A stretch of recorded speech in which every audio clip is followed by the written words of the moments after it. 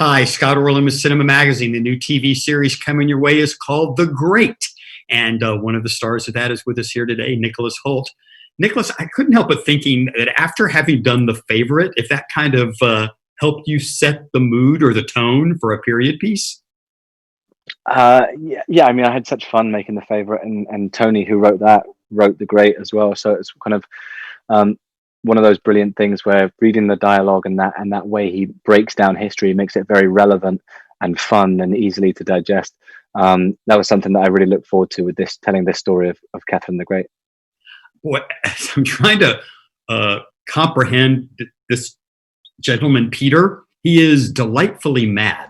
I mean, I couldn't decide, is he just a spoiled child who didn't grow up?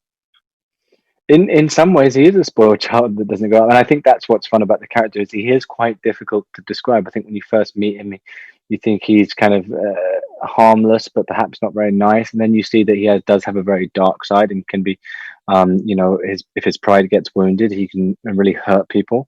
And then you kind of start to maybe perhaps see this side of him, who is a child who kind of will never be out of his father's shadow and didn't have a very good mother, who's obviously left him with some scarring. So you start to kind of peel away these layers of the character, who perhaps seems one thing and perhaps occasionally starts to grow, and you think you're getting somewhere and he's changing, and then you'll take two steps back and he'll be worse than ever. So it's a really fun character to play because he has huge ups and downs and swings, and he's very emotional but also very honest.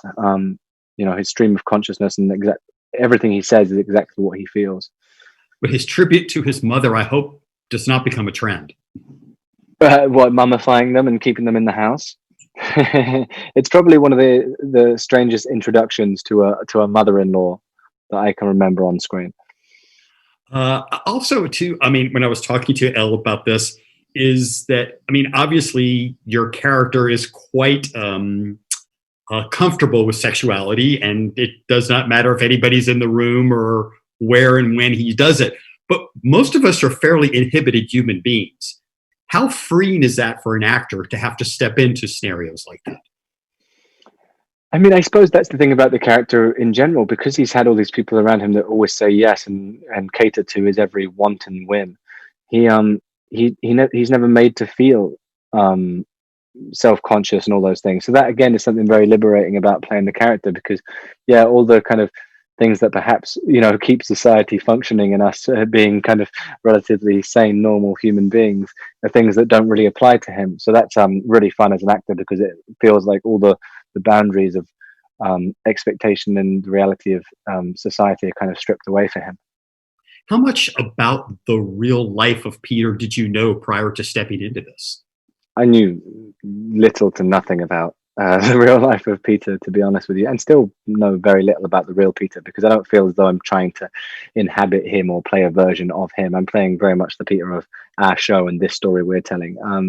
I think going into it, I knew some rough facts about Catherine the Great, but really not much about her. And I was surprised and kind of really intrigued to see just how much she changed Russia, and the bravery she had, and the intelligence as well to take a kingdom over at a very young age. Speaking of intelligence, I mean, I don't want to get too political, but obviously there are people that are in power in major countries today who one could look at like Peter, who are unqualified for that position and who are constantly having to have their ego fed to and approval by everybody around them. How relevant is this story to today? I think the story is very, very relevant to today. I think that's always the thing about any historical piece, or I mean, I guess television in general, or stories. It's kind of easier to palate and understand things when you see it through that lens. And I think a lot of people will draw similarities between current situations and this show, and it's interesting to look at it then, because particularly from Peter's standpoint, he's someone who doesn't particularly want this job. It's not everything he was hoping for. And you see all these people kind of manipulating him for their wants and whims and needs, and kind of getting in his ear. So it's fascinating to kind of watch it on that level. And that's what makes the show fun, because you can enjoy it on many different scales, I suppose. You can have fun and watch it but then also kind of be left with it for a moment to think about how it relates to society now. And you probably broke more glasses in this production than any other production in history. So I congratulate you for that. I said huzzah and broke more glasses than I probably ever will again. Yeah, that's not a habit that I've stuck with. Otherwise, we'd have no glasses left at home, and I'd be very unpopular. People around you are probably very grateful. Thank you so much. The show is called The Great, and this is Scott Orlin. Until next time. Hey, thank you very much. Appreciate it.